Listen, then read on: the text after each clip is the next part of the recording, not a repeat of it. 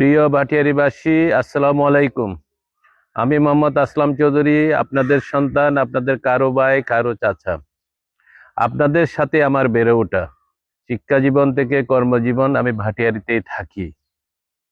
আজকে সারাদিন ফজরের নামাজ থেকে আপনাদের সাথে আছি, আরো দুপুর পর্যন্ত 3টা পর্যন্ত থাকার চেষ্টা করব, শুধুমাত্র আপনাদের সমস্যাগুলো শোনার জন্য, আপনাদের কথাগুলো শোনার জন্য, আপনাদের সমস্যাগুলো চিহ্নিত করে আরো বেশি পরিকল্পনা করার আশা ব্যক্ত করছি।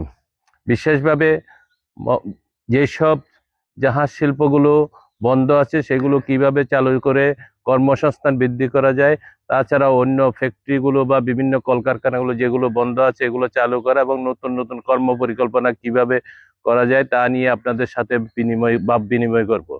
আপনাদের সবার সহযোগিতা আমাদের সামনের পথ চলাকে সহজ করবে।